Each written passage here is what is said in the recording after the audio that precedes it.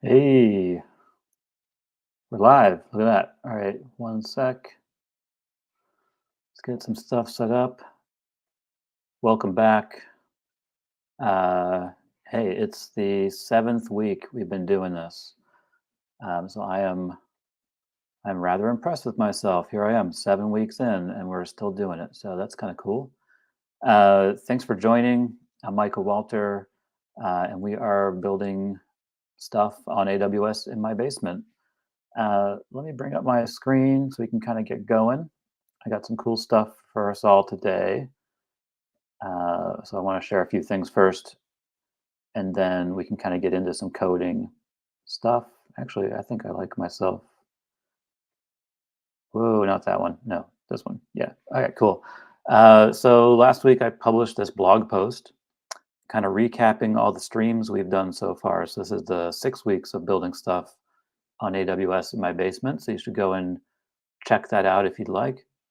And what's kind of cool is that not only do I have all the videos archived here, but I've added chapters in YouTube land. So if you want to watch this on YouTube, you can just jump ahead to things that are interesting to you. But it's all there, and I'm rather impressed. I think we've had a fun time, and I'm getting really used to live streaming on Friday afternoons. So thanks for joining me when you do. It's been lots of fun, and thanks for watching these videos afterwards. I'm gonna try to keep doing it and see what we can come up with. So that's that. I want to do, as usual, a little bit of recap kind of stuff to sort of get us into talking about what we're going to do today. So let's flip over here to our architecture drawing. If you've been following along or watching the previous ones, you've seen this quite a bit already, I'm sure. But for those who are new, we'll do a bit of a recap today.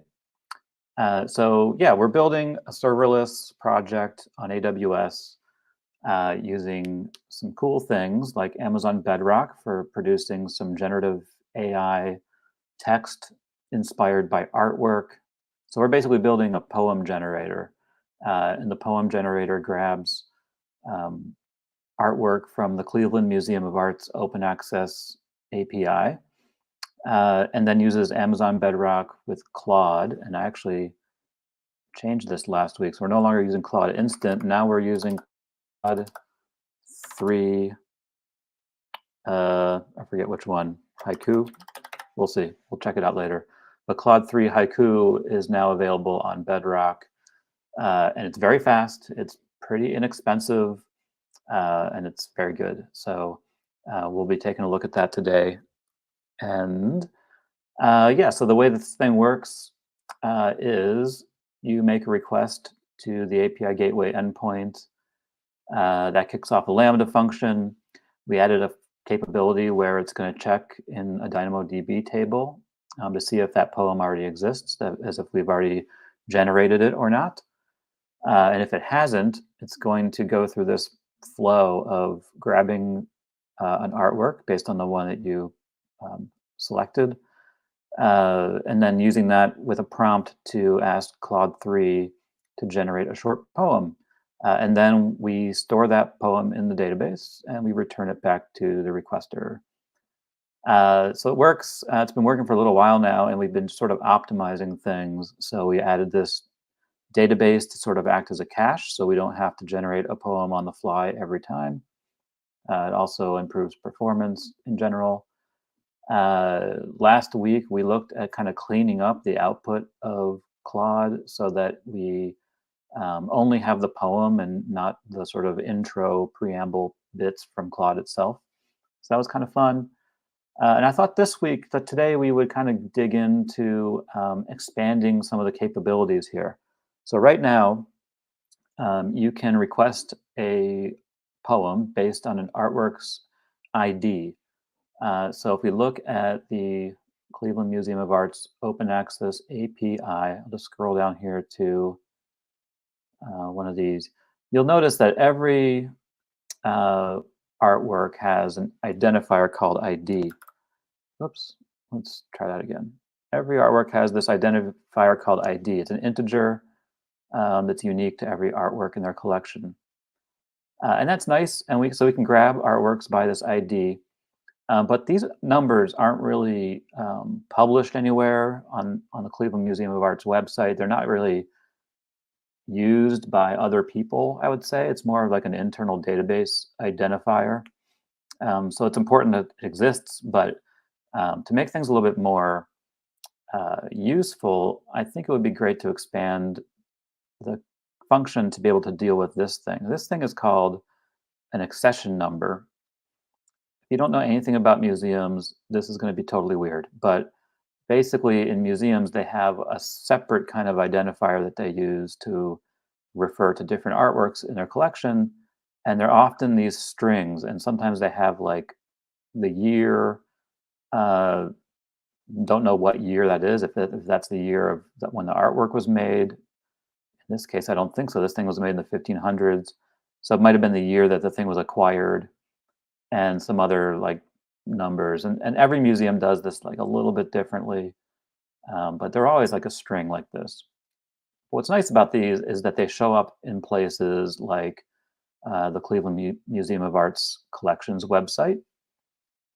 So I'll show you. If we go to clevelandart.org and we go to their collection,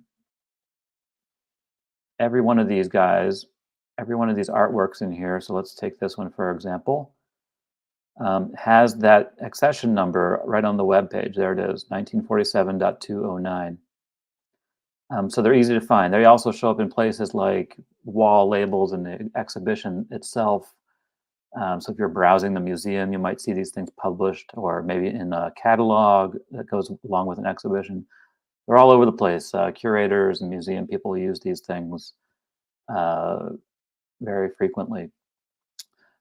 So they don't really use these ID numbers too often. This is more of like the internal database identifier. So we want to make our service capable of dealing with both of those things. So I think we're going to do that today. It's a little bit boring, but it will make it a little bit more useful. Then the other thing I wanted to do to sort of expand the capabilities of this thing is to add a random object. So like if you don't feel like picking out an artwork from their collections website, or if you just don't know one, and you just want to get something, we can add like a parameter that lets you say, hey, I just want any random artwork or object that you've got in your collection. Generate me a poem for any artwork in there. So we're going to try and do that today. And to do that, to do both of those things, I'm going to turn our attention to a Go package that I wrote a while back. And so we talked about this last week a little bit. And between last week and today, I spent a little bit of time rewriting it a little bit, cleaning it up. But I think in today's session, we're going to switch over to using that separate package and talk through like what it does and why we want to switch to it. So we're going to use that. That'll give us the ability to grab the random artwork. And then I also would like to, in kind of like the course of all this, I want to start storing more stuff in our DynamoDB table. So if you remember from last time, right now, we are storing those poems in DynamoDB, but all we're storing at the moment is that identifier I just talked about, that ID number, and the poem that's generated. So this is fine. Like this is what we set out to do in the first place. But I think it will kind of trip us up a little bit down the road because it doesn't really give us a lot of context. If we want to know more about this particular artwork that was used to inspire this poem here, we're going to have to go back to the Open Access API and look it up all over again. We're going to have to make another API call. Same thing, if we have an accession number, we'll have to like look up that accession number, match it to the ID. Yeah, it's sort of a problem. So I think it would be nice in our database to store some more of that metadata right here so we don't have to look everything up every time. So that's just some little efficiencies that I think would be nice to build in, and that'll make our system a little bit more capable. Yeah, so we're going to do that. We're going to look at Claude 3 a little bit more closely because I know we kind of touched on that last week a little bit. And in the past week, there's a new model that came out now from Claude called Claude 3 Haiku. So I think last week we were just experimenting with uh, the first one, which was called Sonnet. So Claude 3, there's three different models from Anthropic under the Claude 3 umbrella. There is Claude 3 Opus, Sonnet, and Haiku. And Sonnet was released first on Amazon Bedrock, and then this past week, we got Haiku. Opus is not available yet, but I'm sure it'll be there probably by the end of this session. Who knows? It'll be there soon. And so they each differ in terms of cost and speed, performance, capabilities. Where Opus, I think, from what I understand, is supposed to be the smartest, most capable, but also the most expensive. Haiku is the lesser expensive of the three and is also very fast, but not quite as intelligent, I guess, is if you want to think of it that way. It's pretty interesting how people are starting to sort of classify the capabilities of these LLMs and comparing them to like a college graduate or a college freshman or a high school student or something like that. So that's something that I've noticed has been going on. But anyway, Claude 3 Haiku is available, and I think it's kind of the perfect thing for this project because you get a nice balance of capabilities, but at a much lower cost. So similar to Claude Instant, which is what we originally started working with back when we first started building this project. Cool. All right. So let me switch this up a little bit. I'm going to change over to,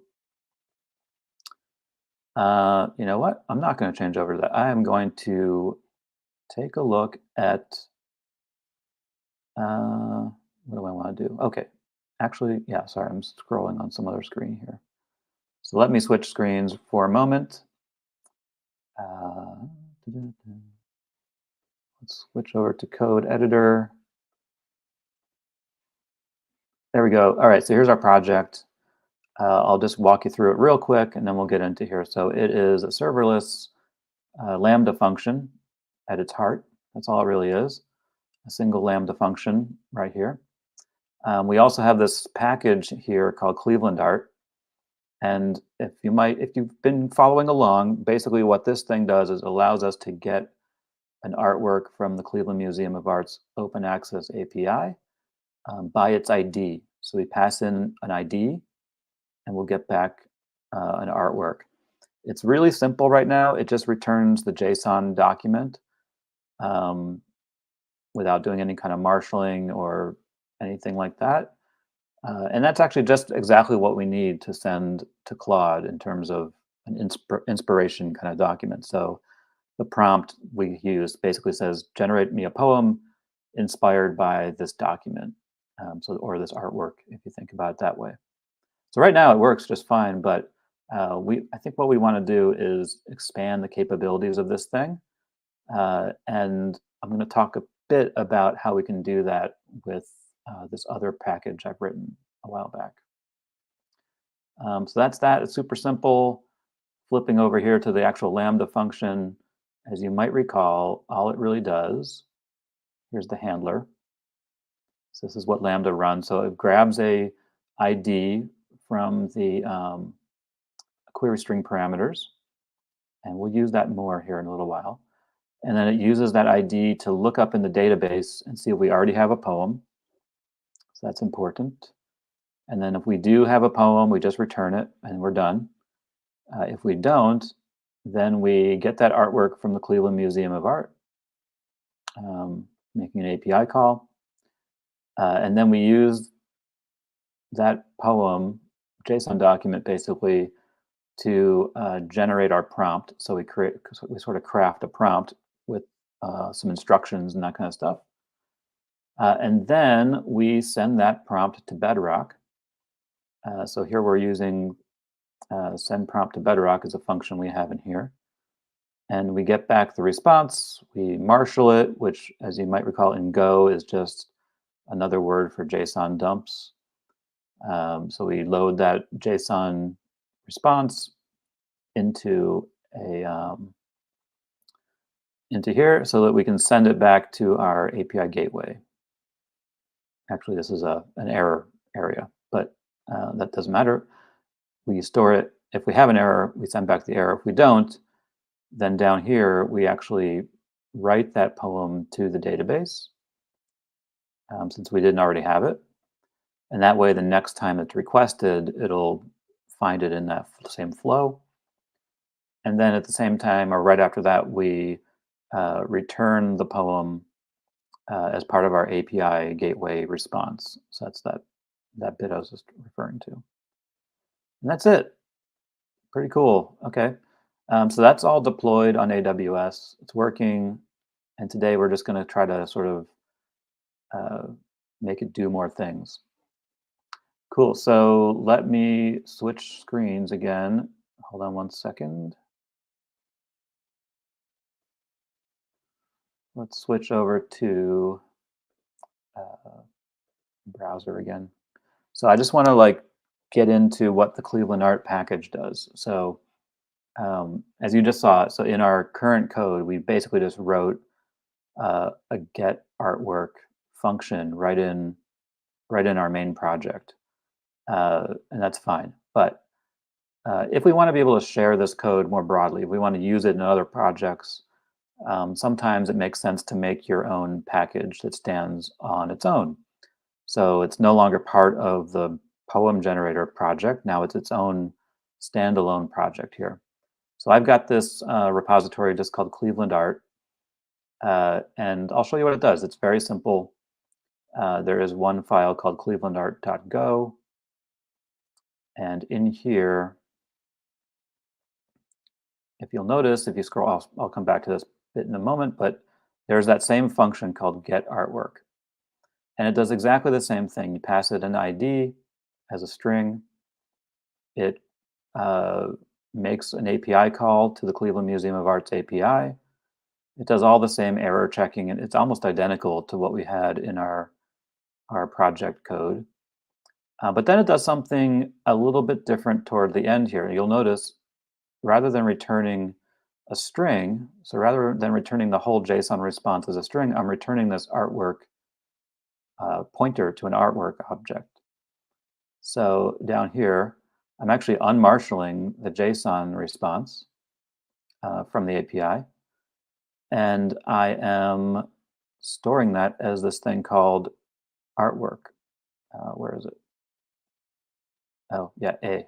Just pointer to A. And so what that does is it turns that JSON string into a struct called artwork. And up here at the top, there is this very lengthy struct I've defined called artwork. And what's nice about this is that it has all the different possible data types all written out here. So here's your ID, accession number, this thing called a tombstone, all the different things, oops, all the different sort of parts of, that's cool. What did I do? All right, whatever. So all the different parts of a typical response from the open access API are in here, including things like images. So if the artwork itself has images available, there's different sized images. All that stuff is right here. And so the reason we're doing it this way is so that we can think about saving some of these fields into our own DynamoDB table. Because some of these things might become useful in the future, like the images for sure, or the URL, I think might be very useful. Certainly the description might be handy to keep. So we'll see. We'll pick a few of these and save them into DynamoDB. At the bottom, I also added a string that's just the full JSON. So we can save that JSON document, like the raw response that we get back from the API call. We can save that here as well, because that's handy to have too, just the full raw response. That's what we're using with Claude to generate our poem itself. In addition to all this, let me make this a little bit easier to see. So in addition to all this, there's also a few other functions. So we've got the get artwork function. That's the one we are currently working with. That gets a single artwork from the API. And then we have this new one here called search artworks.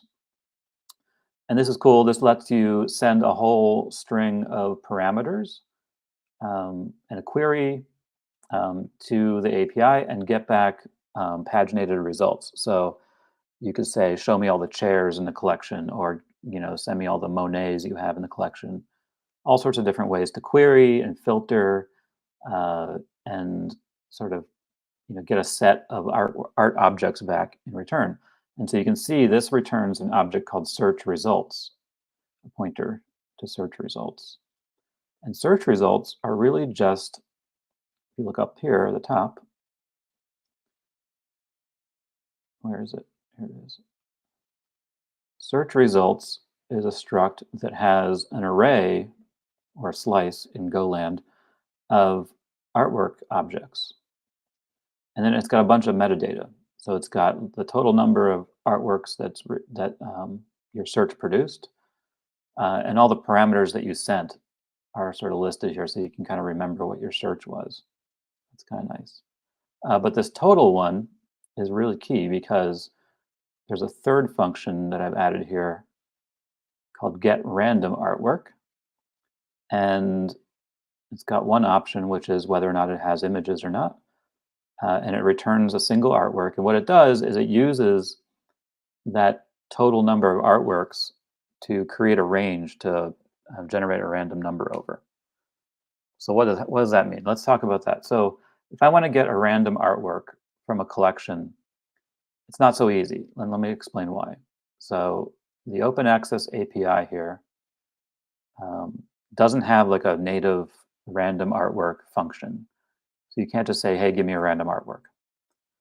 Also, these numbers, these ID numbers, are not necessarily sequential, right? It's not 0 through some top number. So how do you could pick a random number between 0 and like 65,000 or whatever the number of objects there are. But you don't know if your random number is going to be one that's actually an artwork. And that's because over time, artworks get taken out of the collection or replaced or updated. And so these are just ID numbers. We don't know if they're completely sequential. So what you can do is you can send two API requests. See, the first one says basically, send me back all this metadata about your collection. So I do a very kind of like, basically send me your whole collection, but only send me one item so that I can get the total number, right? And so I should be able to get like, well, let's just do it right here. You can get, let's just try this one here.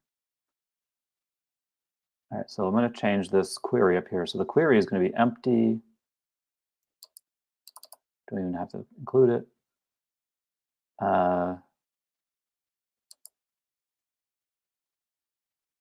Let's see, limit 1. All right.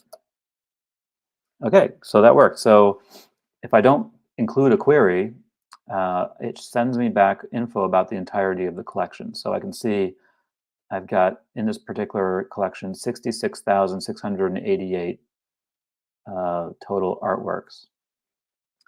In fact, I can add, I think it's has image, something like that. No, that's not right. I'll have to look up the documentation about, maybe it's just true.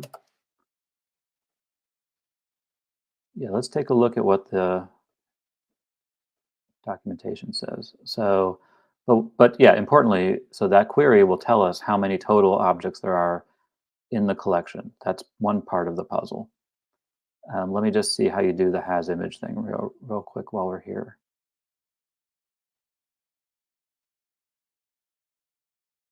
Has underscore image, 0 or 1. Okay, so now same deal. So if I add a parameter called has underscore image equals 1, you'll see we have much less. So it's 38,623 artworks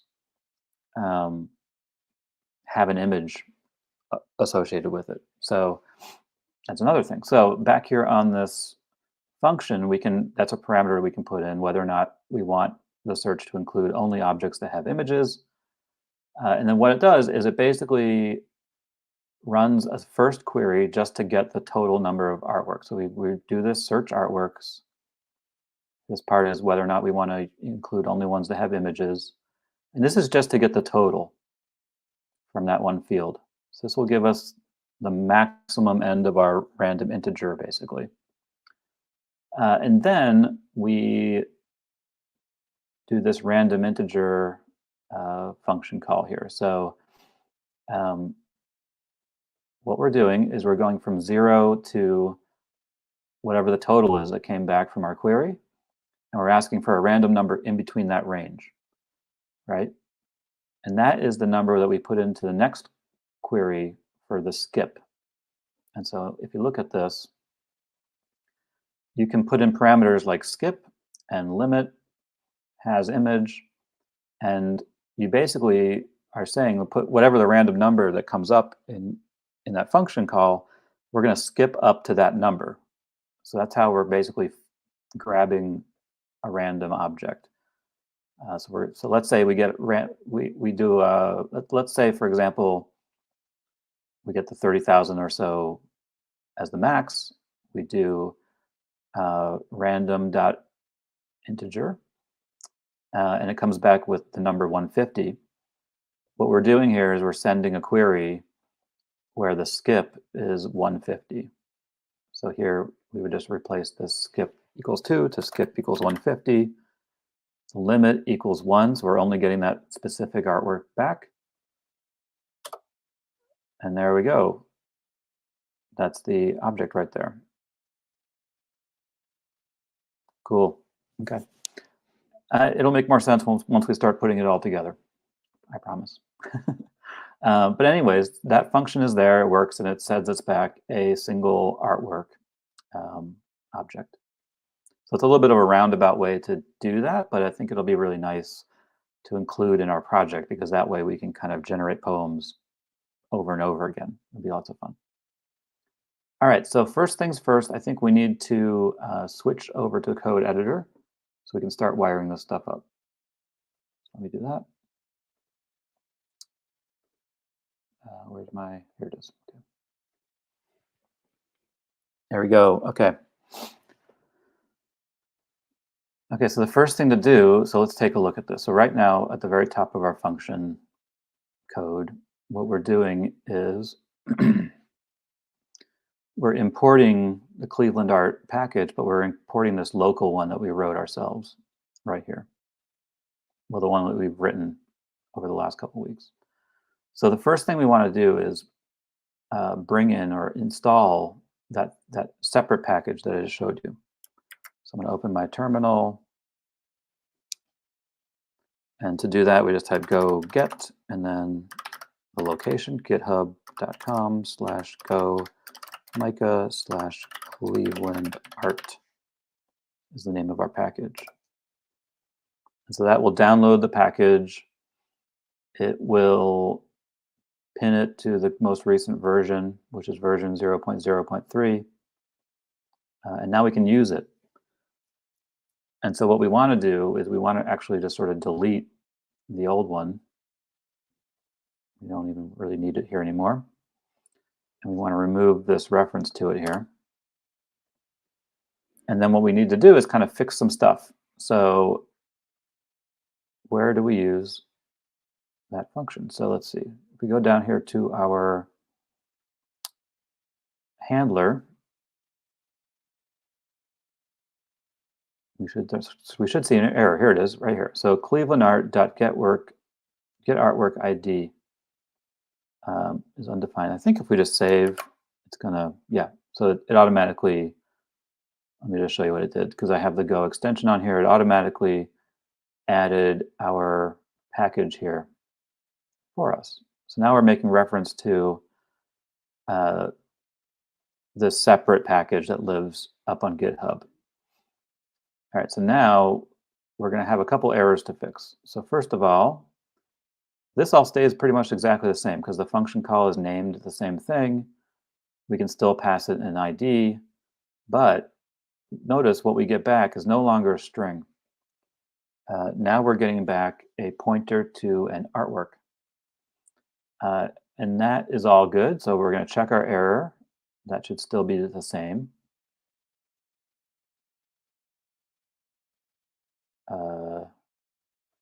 Where's this response from? Oh, oh yeah. Okay. So this is what we were intending to send back to API Gateway. Okay. Anyway, so this all should work the same. But when we get down here to doing things like crafting our prompt, the art object is not what we want. The art object contains all the different fields. And so that's why I added that JSON thing at the end. So there we go. So now we have, yeah, the JSON field is a string. Craft prompt wants it to be a byte. That might not be necessary. Let's see if I can fix that a little bit. Just sort of unwinding something we did a while back. So let's see, craft poem is here. Yeah, so we're turning it back into a string. So that's kind of redundant. So let's change this to just a regular old string. Let's take this thing off of here because it already is a string. And then we'll go back down to where we just, where was that? Craft poem. Here it is. So we don't need that anymore. String, string, string. So that should all work. So let's see. I think everything else is okay. All right, so let's build it. Let's make sure everything's working still. All right, so let's do SAM build.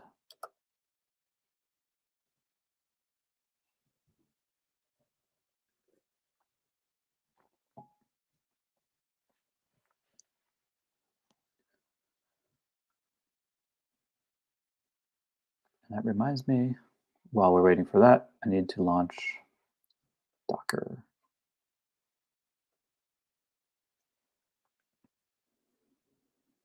Okay, so the build worked, but let's test it out.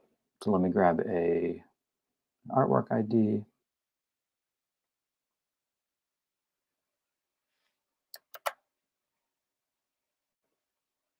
So everything should be pretty much the same. I think I'm going to need to set an environment variable. Am I going to do that? Yeah. Let's see. Is it in my history?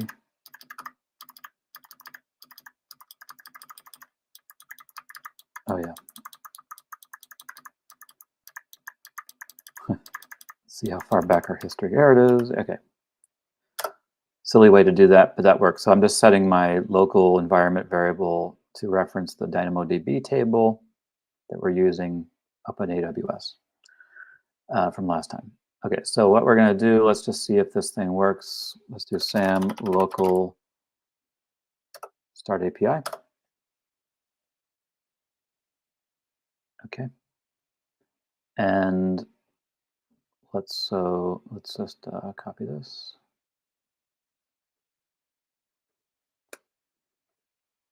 All right, so let's make another terminal. Let's do curl that thing, and we're going to do ID equals. Let me grab one. Just a sec. Just got to grab this number. Paste it here. Let's see if that works. Maybe.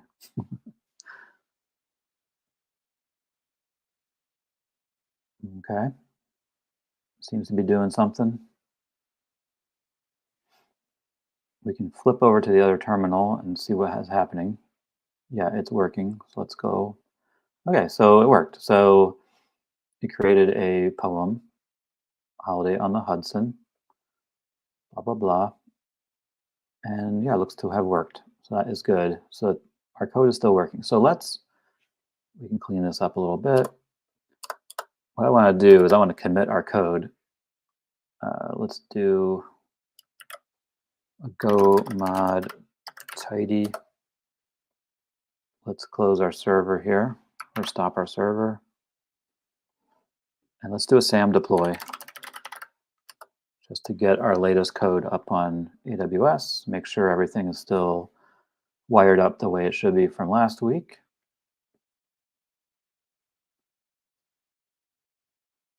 Okay, looks like it's going to make some changes to our function. That makes sense. All right, so let's do that.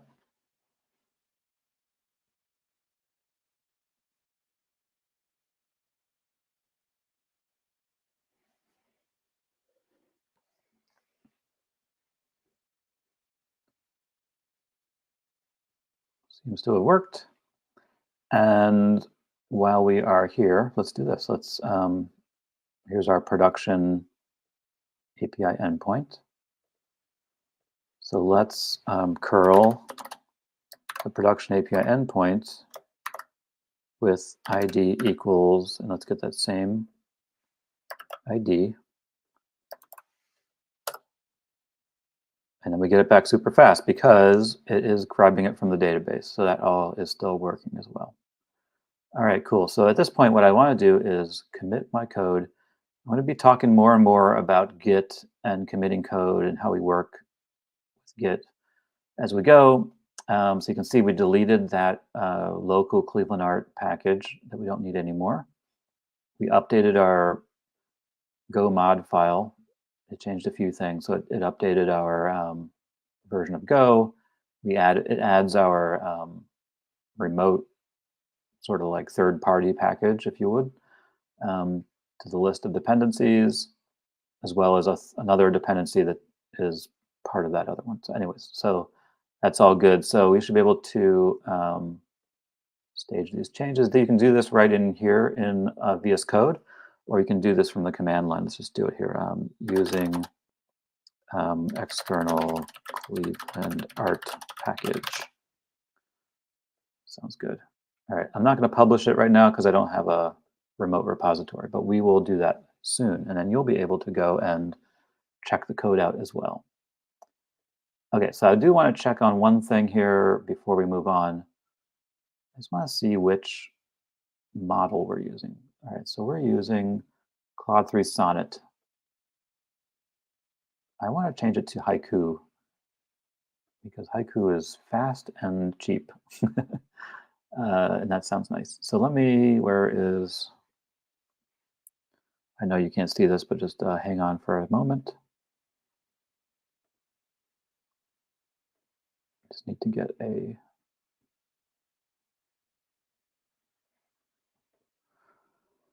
just need to grab the right identifier. Actually, you know what? I have a quicker way to do it here.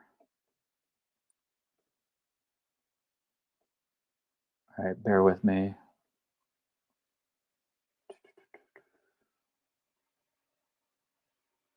No, that's not what I wanted to do. Okay, what am I doing? Oh, I know what I'm doing. Okay, sorry about that. I'm just forgetting where I stored something that I need. So let me just jump over to here and grab it. That is correct. Here it is. So here's the identifier for Haiku. You'll see this in a second. Okay, back on the encode.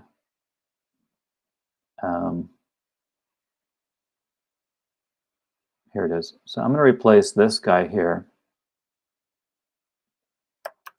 So I'm changing Claude 3 Sonnet to Claude 3 Haiku because I think it will be a bit better for us. So let's test that out as well. So we need to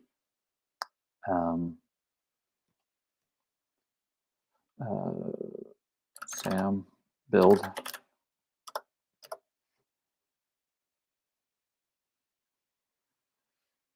Okay, and then we're going to do SAM local start API. And then we are going to do the same thing, except we're going to need a different artwork. Because I want to see if we can kind of get a sense of how much faster it is. ID equals, let me go grab a different ID, hopefully one that we don't already have in the database. Oh, you know what? This is easy. All right. Just going to grab a different one here. Okay, here it is. 124092. Let's copy and paste that. So let's see how fast it is with Haiku. I got an error. Oh, I don't have access to the model with the specified model ID. Okay, that makes sense. I haven't enabled it yet. So let's set that up real quick. I'll show you how that works. So when you want to, when a new model comes out, you have to enable it. So we're going to go over to Amazon Bedrock. We are going to make sure we're in Northern Virginia. We're going to go down to Model Access. And you can see here that, I haven't enabled Haiku yet. So we're just going to change this. So we include Haiku. Some of these, I think, take a little bit of time to enable, but I think this should be pretty instantaneous. Okay, let's see what happened. In progress. All right, that's nice. So let's see. That might take a minute or two to work. And that's fine. While that is in progress, we can go ahead and deploy this thing. First of all, let's stop our server. Oh, you can't see that. All right, let me try and switch gears here. Hold on.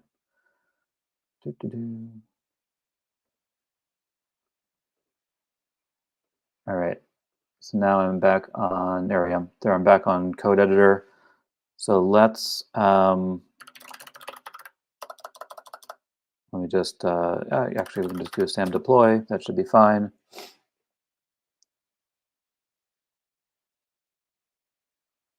Let's see. While it's doing that, I'll check. Yeah, it might take a minute to enable. That's fine. All right, we want to deploy our change set.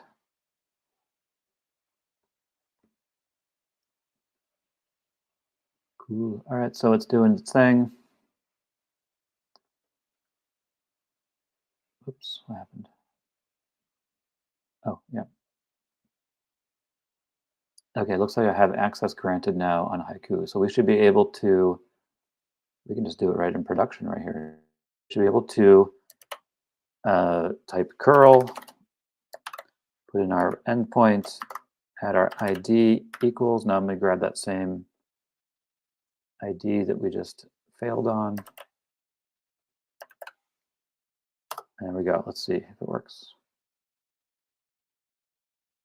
It did, and it was pretty fast. Yeah, not bad. And it's still looking good. So it still doesn't have that like preamble bit from Claude. Yeah, it looks pretty good. Okay, cool. Okay, so I think we're good there. I'm gonna make a quick commit here just to remember I changed Claude Haiku. Changed to Claude Haiku. Okay. All right, so what's next? So next thing we want to do is talk a bit about, I want to be able to not just use those IDs. I also want to be able to use accession numbers. But we have a problem here, right? So we can't just pass in an accession number. So this get poem will work. You can pass it an ID or an accession number, and the code should be fine with either. But the problem is, and sorry, that's actually this part down here. So get artwork doesn't care if you pass it an ID or an accession number. The problem is, in our database, we're only storing the ID. So we can only look up these poems by its ID. So if I put an accession number in here as our identifier, and then it gets passed to this function to get a poem by its accession number, that ain't gonna work. It is not gonna find it, basically. It's also, not the right data type. It's an integer, not a string. So it's going to freak out and basically just tell us it's going to throw an error. And so it won't get past this chunk of code here. So in order to sort of support accession numbers, what we need to do is a few things. So first of all, so basically what we need to do is rewrite this function so that we're storing those, so we can both look up accession numbers, but also store them. Um, okay, so how do we do that? So first of all, let's talk about our database itself. Let's see if I can figure this out. So right now, our database is relatively simple. Here it is. So we've got a poems table. We have it's actually stored as a string. That's actually good. It's simple. But all we're storing is the ID. Right? So we're storing the ID as a string. Uh, and so what we need is basically what's known as a secondary index. Right? So this is our primary index, or our index. And so with DynamoDB, you can have what's called a global secondary index, and that's like another parameter that can be thought of as an index. You know what? I wonder if we can do that right in here in Composer. I have a feeling this is not going to work, but let's just take a look. So anyways, while this is loading up, what we need to do is create a second index for that accession number. And so that way we can look things up by both its ID or its accession number. All right, so here's our poems table. If we look at the details, our partition key is ID. It's a string. A sort key is a different thing. So a sort key is like a secondary identifier that you can use in combination with a partition key. And so this is nice if you have things like the date that the poem was created. That way you can do a search and the ID no longer has to be unique. So if you have the same, if you keep generating, for example, if we keep generating new poems with the same ID, so for the same artwork, we can use the date that they were created to create some uniqueness to each one of them. And that way we can look up all the poems for this particular ID and sort them by date, basically. But that's not what we're here to do. What we want to do is add a secondary index. And it looks like you can't do that in Application Composer yet. It's all good, no problem. We'll figure it out another way. So I think all we need to do is basically just add more stuff. So I think we just need to add another attribute. We're going to call this accession number. And that's also a string. I think we have to do this as well, but I'm not positive. So we're just going to try it. And if it doesn't work, we'll start Googling stuff. But I think it'll work. So let's say accession. And it's not a range. It's still a hash, I think. All right, so let's try that.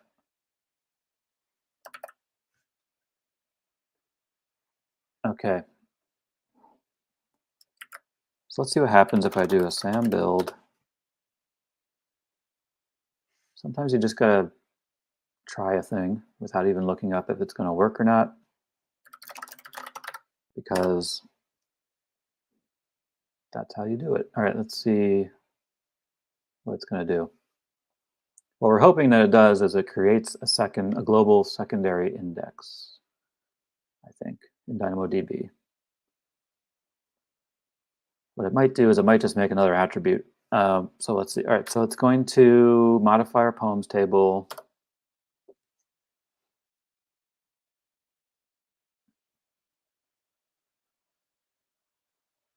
Requested update requires the creation of a new physical resource. Okay, so we're going to get a fail here. That's fine. That's interesting. All right, so here's the problem. The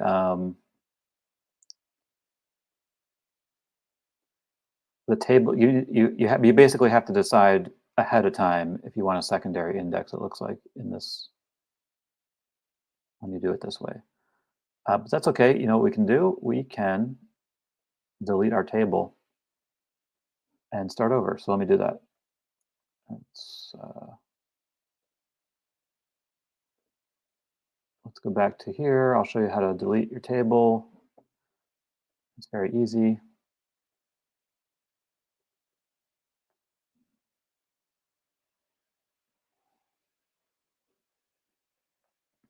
Okay, so here's our tables. Well, while we're here, just take a quick tour. So if I go to the table, I can see there's this area called indexes. And you can actually just add one here manually, global secondary indexes. We don't have any at the moment. Uh,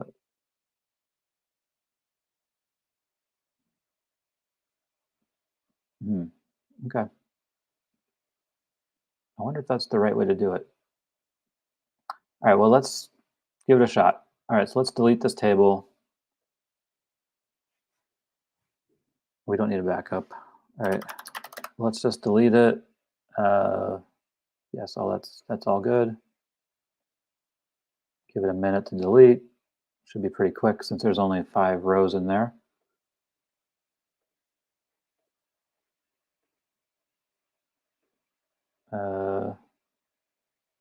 Still deleting. Okay, well, while it's doing that, let's switch back over to code editor. And we'll see if I can deploy this thing now.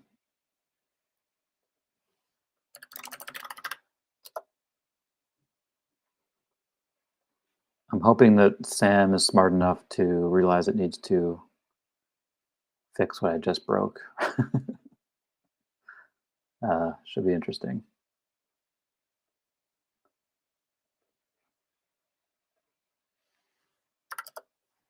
Let's see what happens.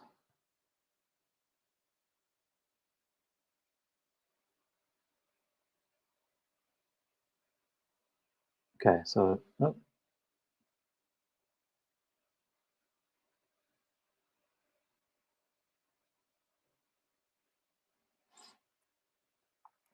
So we're getting some errors. That's fine. This is what happens. All right, so let's see it. So it looks like it's trying to clean up what I did, and that might just be taking some time because, oh, I see. Hold on.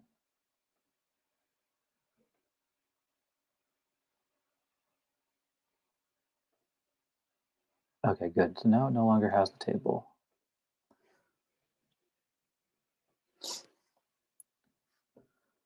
All right, let's see what's happening. It is sort of stuck here. So let me just check something on Clips on CloudFormation.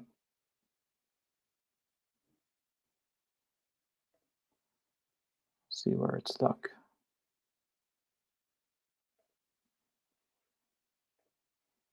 Okay. Update rollback complete, cleanup in progress. Uh,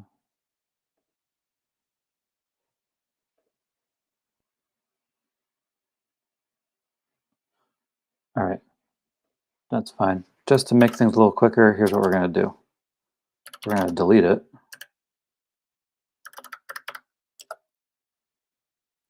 This is going to take a minute.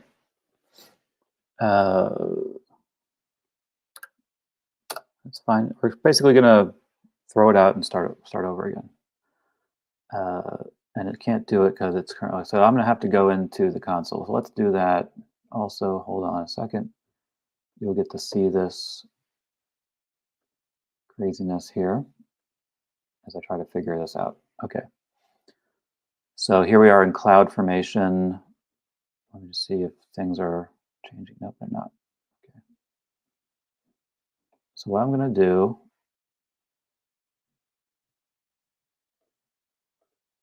okay.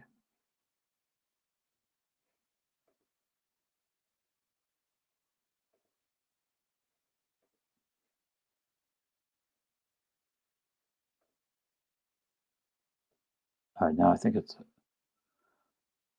okay. So it's update rollback complete. Oh, actually, yeah. You know what? I think it actually did finish. So let me switch over again.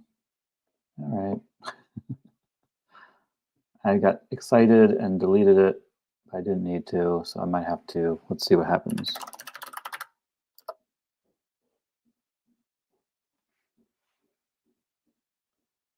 Let's see if Sam can figure out my mistakes here for us. All right.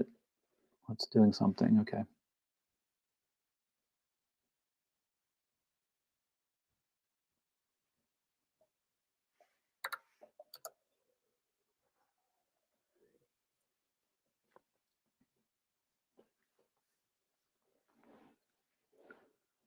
It looks like the same error. So, um,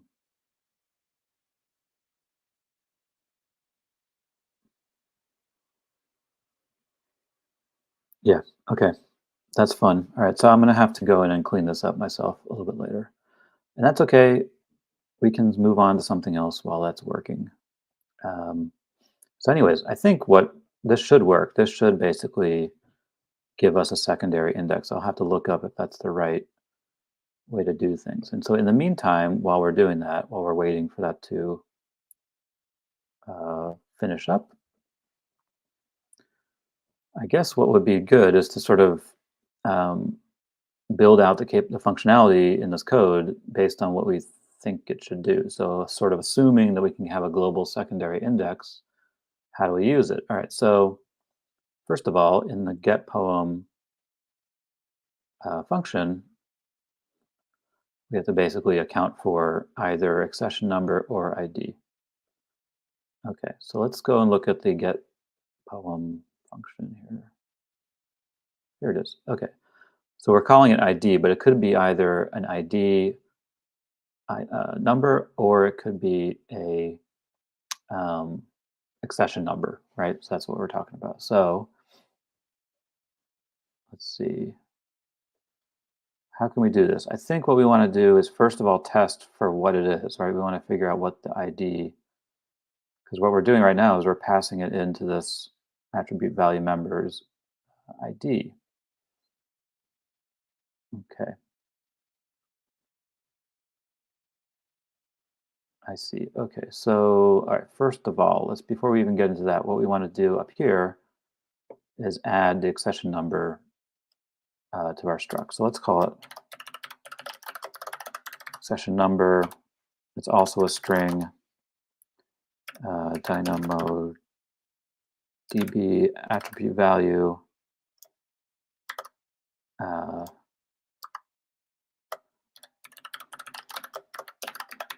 like that. I think that's how we want it. Yeah, okay. So that has to be there. All right, so let me just jump over to, oh, never mind. It's still doing something. Oh, no, it's not. All right, so let me just delete this stack. All right, and we'll come back to that. Okay, so while that's working, we'll just finish writing this code. So we have our accession number as part of our poem struct now. And we can add other attributes here in a little bit. But for right now, I think this is good. And so for our get poem, basically we need to test whether or not this ID, is a integer or a string. And so to do that, how can we do that? Let's see. What could we do to figure out if it's an integer or a string? Um,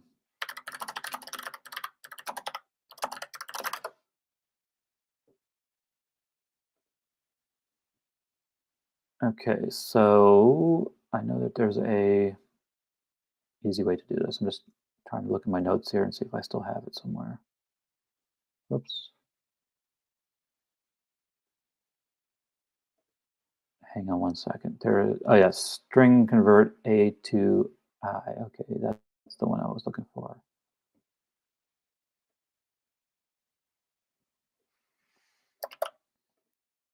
Okay, I'm just gonna copy this in here so we can play with it. All right, so There's a function built into one of the core packages of Go called string convert or string conv. I'll show you what that looks like here in a second. So we'll do this like right here. Get poem from the database. Okay, so here's a little function called string conv. So this it's like ASCII to integer, basically. So what we're doing is we're going to take the ID as a string, and we are going to pass it to this function. And the way it works is if it comes back as an error, or if it comes back not as an error, so if the error is nil, then we know it's an integer. If it comes back as anything else, then we know it is a non-integer. So let's see, how can we do this? All right, here's what we're going to do. We're going to say, we're going to declare a variable called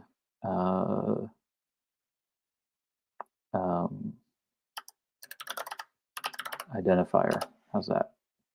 Nah, that sounds silly. Ident. All right, we'll call it ident, and we're just gonna. It's gonna be a string like this. Okay. That doesn't make any sense. What am I trying to do here? I'm basically looking for a way to save this function. So, what am I thinking about here? I forgot.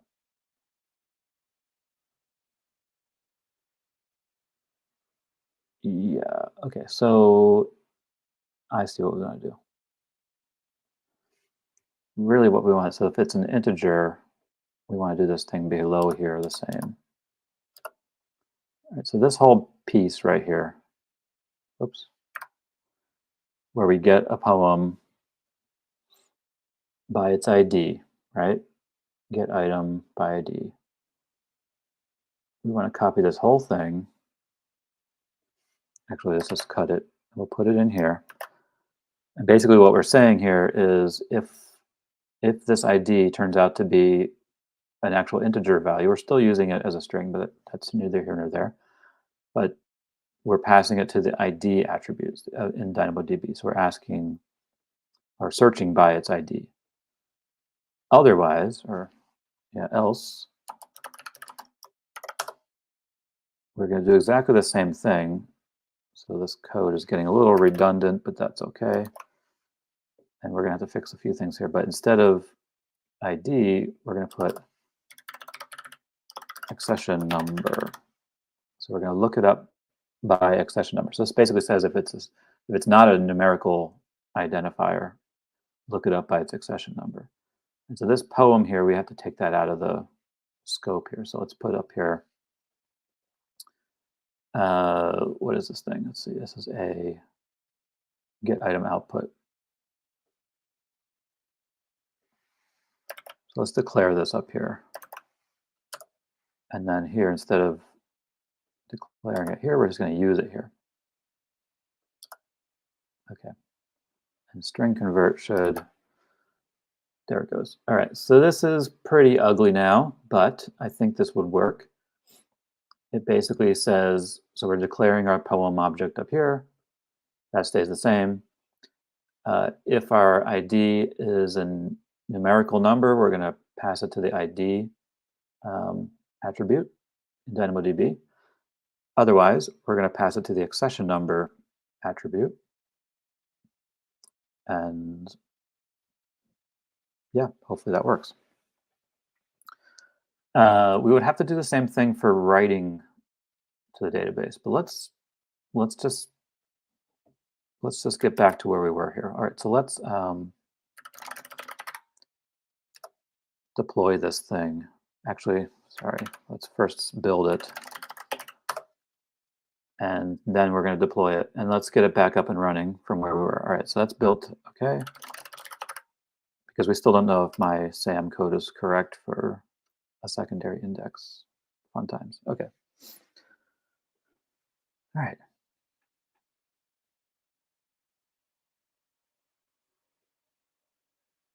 Yeah, see, it's gonna have to make all this stuff all over again. That's okay because I blew it away.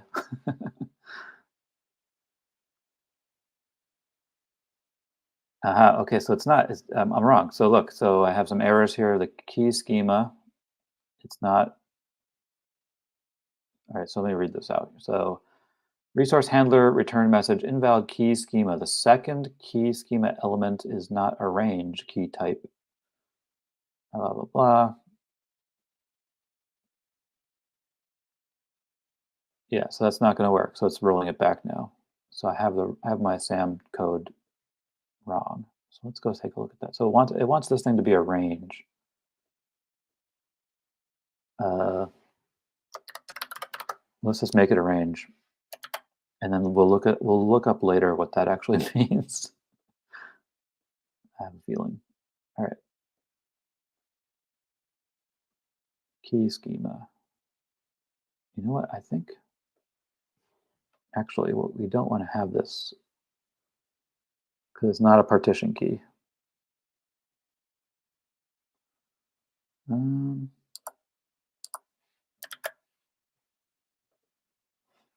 okay,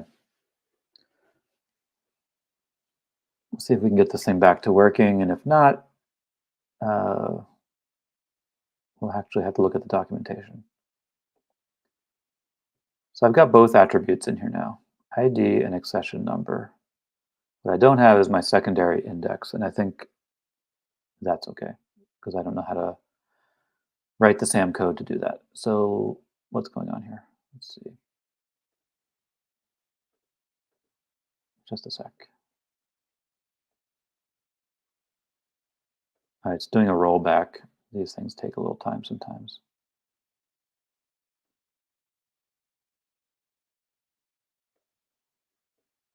All right, so we'll give it a few minutes to do that rollback. So while we're waiting for the rollback, let's take a look at the put item part. So I think we've got this written correctly for getting a poem. We'll have to test it in a little bit. And then we have our put poem function that we need to deal with too. So we can get a poem by either accession number or ID, but what about putting a poem? So let's see, we pass it a poem. So we pass it the whole object, and then okay, so we just have to add a line here for our accession number so that we capture it.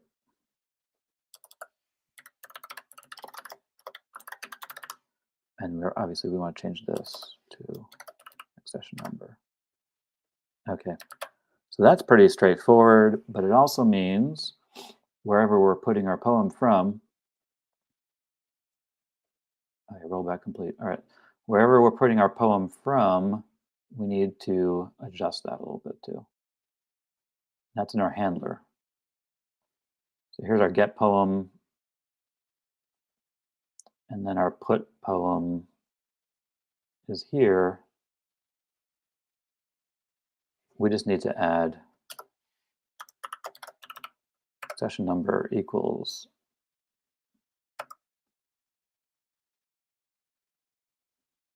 Yeah, that's fine.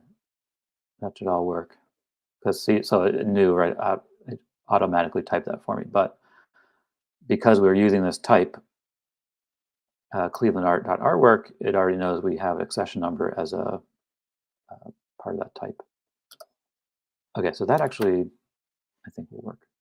Okay, and the rollback is complete. So let's see, now that we remove that, let me make sure, yes. Okay, let's see if this can deploy now.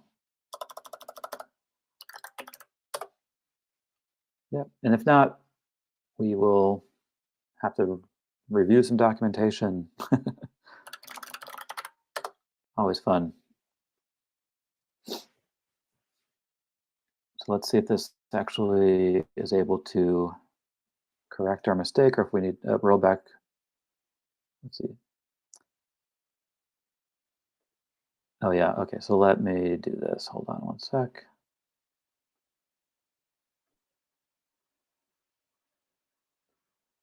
Okay, so it is, I just need to start it over again. Let me just make sure that the oops. All right, let me just see if the DynamoDB table is still there. It's not. Okay, that's all good now. All right, so let's do a deploy. Let's get this thing back up and running, and then we'll adjust some things so we can make this thing work.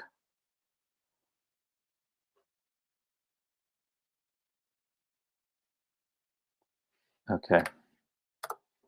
Cross fingers, see what happens.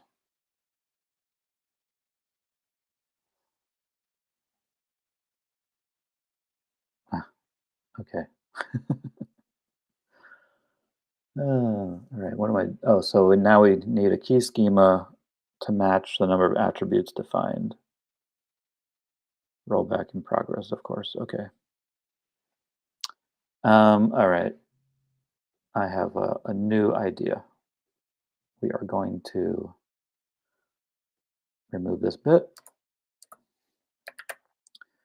We are going to stop this from doing whatever it's doing. We're going to do a SAM build. I'm going over to CloudFormation in my browser, which I know you can't see.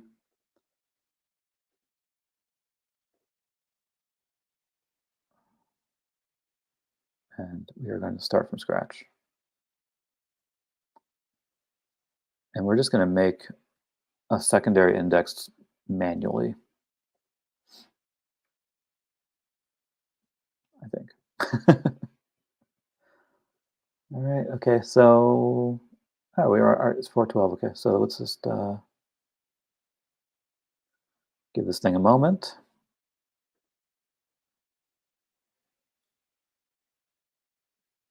Hang on 1 second.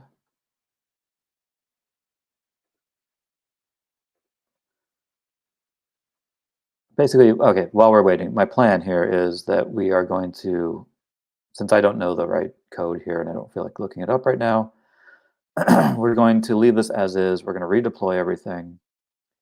We are going to generate a poem and see if it saves that attribute. And then we're going to turn that into a secondary index. Yeah, I don't know if that's going to work or not either. Okay, so let's see if this thing is still going. Still deleting, okay.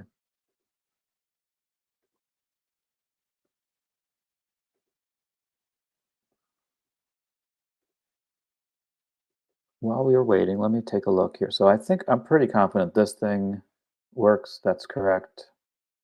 We'll have to test it. And then this bit up here, let's see. Get poem by ID.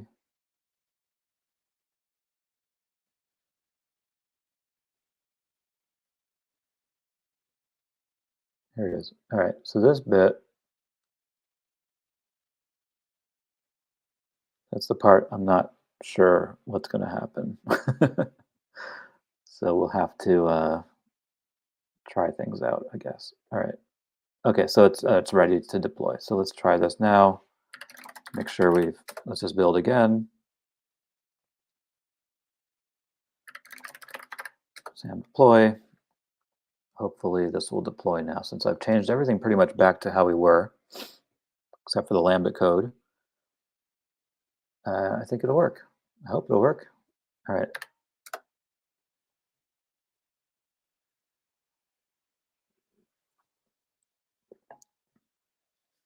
Okay, no errors yet. That's a good sign.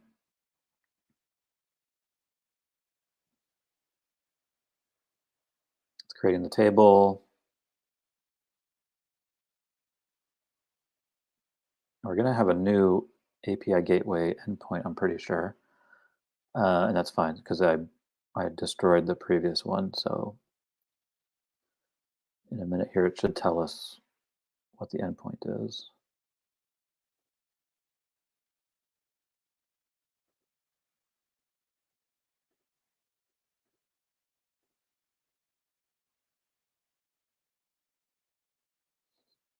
Okay, there it is. Okay, so no, yes, we do have a new API endpoint. Let's try it. Let's see if it will actually. It might fail here, but I'm okay with that. All right, let's grab an object ID. Let's see what happens. Okay, yes.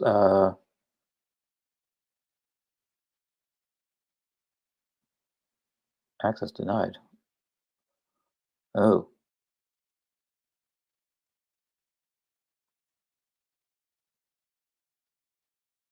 that's interesting. Um,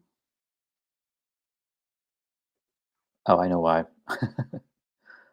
No, I don't know why, actually. That doesn't make any sense. That's probably because since we redeployed things, I think our role might have.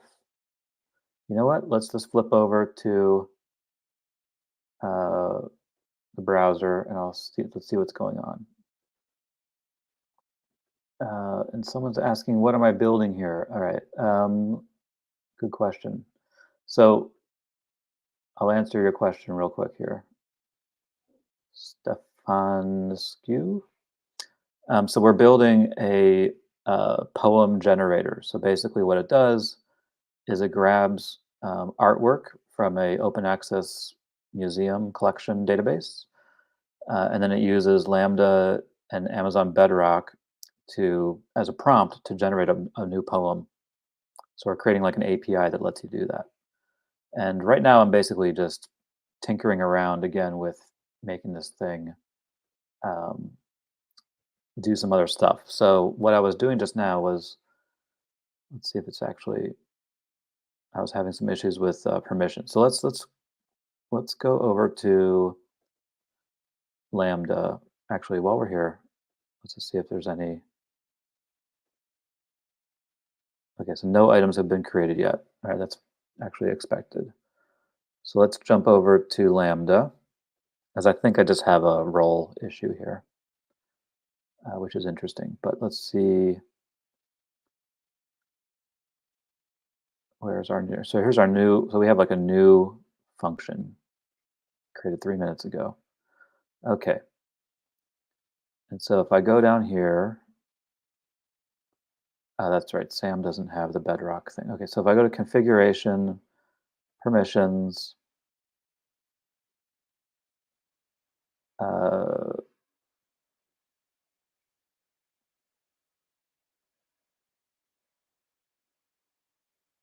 okay, let's view our role document. So we have permissions to write and read to DynamoDB on this poems table. So that part worked. I think the issue is we need to manually add bedrock. As I recall, Sam doesn't do that yet. Let me see if that's correct. Just trying to remember from when we first did this. Oh yeah. Oh yeah, that's right. That's what we have to do. So we have to go to view role or edit the role.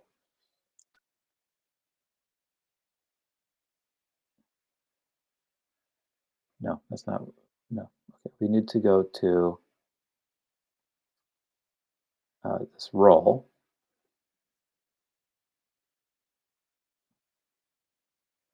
And we just need to add. So here's the function.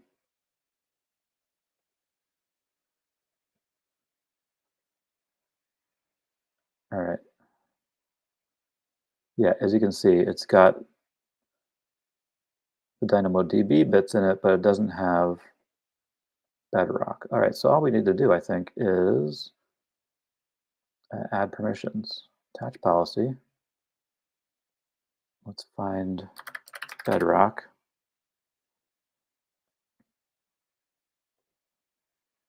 Add permission. Okay, that actually should work now. So let me flip over to code editor. Let's see if that fixed what we're trying to do here. Okay, so now if I run that same command, theoretically it will work.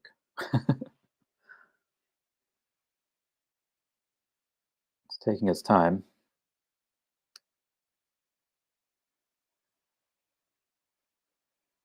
Okay, it's not, yes, it worked. All right, this is better than before. Okay, so let's take a look at what happened. All right, so let me switch back to AWS. Here it is. So I want to see basically if we save that accession number. Okay, so now let's go over to DynamoDB. We're almost out of time. Well, we got like 10 minutes left. All right. So there's our table. It's a new table. And let's explore items. Okay, so it did save the accession number and the poem and the ID. All right, mild success. So we are saving the accession number. That part worked. Not bad. Okay, I'm happy about that. But let's take a look at, so the part we were trying to figure out before that I need to read up on, obviously, is our indexes. So we still don't have a secondary index. Um, so this is exactly what we want to do. Global secondary indexes allow you to perform queries on attributes that are not part of the table's primary key. So if I want to look up an ID, an object in this database, but I want to use its accession number, I need an index. All right, so it's still a string. Oops. Accession number. Yeah, we can call it accession number index. Everything else is basically the same. We'll come back to this next time and figure out how to do it the right way. Because we should be able to define this whole thing in SAM. I just don't know what the right syntax is. We're not going to do a sort key. We're going to create that index. Okay, so let's give it a second to create. Let's explore table items. All right, so now we should, did I do it the wrong? Yes, I did.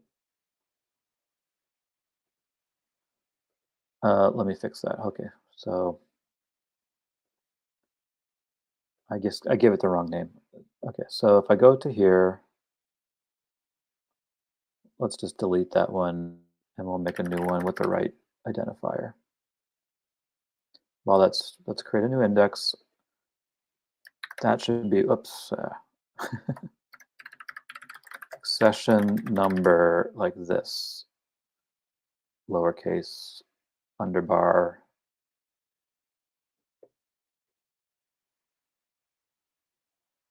All right. That looks promising. Let's close this. So it's still creating our index.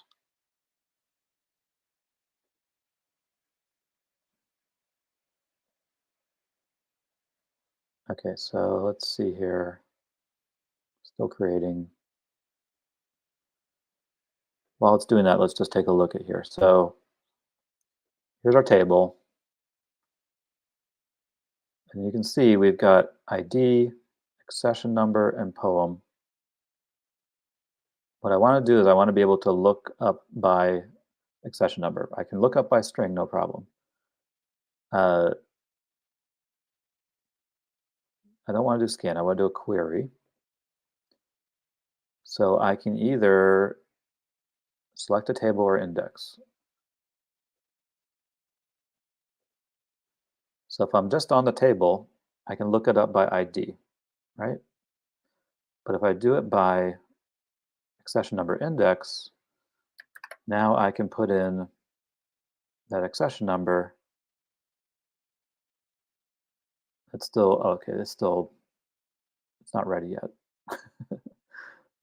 Okay. Um, Fair enough. For example, if I query by ID, that returns my record. But I want to be able to query by this guy. So if I switch to here,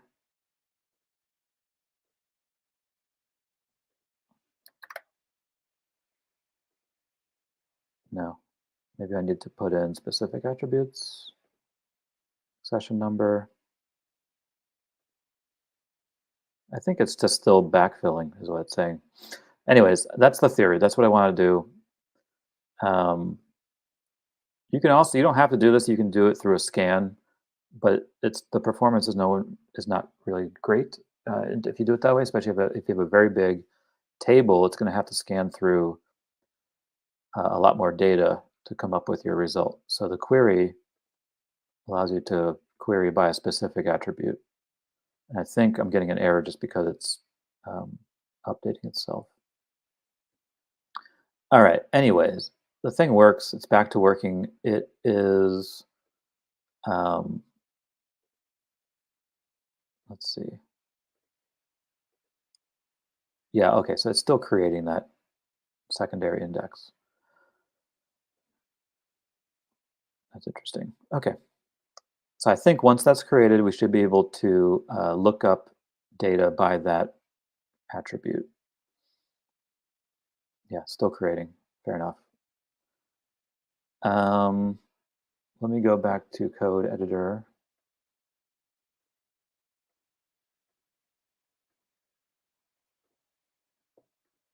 Okay. So we're almost out of time. So for next time, I'm going to figure out what I did wrong here. I'm going to find out what the syntax is for SAM to add a secondary index. That's what we want to do right here. But then in the code, I think actually the code is pretty much correct. We'll just have to look up if we can, if there's anything else I need to add here. I think it's the same exact code, but we'll have to experiment and see or figure out if there's uh, a special type you have to use here for a secondary index or not. Anyway, the theory is I should be able to look it up by either ID or accession number, and that will be nice. So we didn't get to the random object thing. We'll do that next time because what I'm planning to do for that is to basically to look for a query string parameter called, I'll just add this here for now so we remember, um, random query param. So basically, like if someone puts a instead of an ID, they put in a random query string parameter, something like that. It should just see that and circumvent looking it up by ID, skip past all this stuff, and just generate a new poem for a random object. Um, yeah, we'll have to figure out how to do that next time. Okay, so let me just, before we quit here, let me just jump over to here, see if this thing is done yet.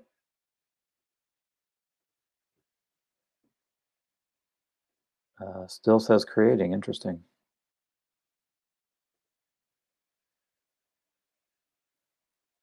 Maybe if I refresh it a lot, it'll happen faster. All right, well, it's creating, so hopefully that will work. And if not, hopefully you'll join next time to see what happens because it's sort of a cliffhanger here.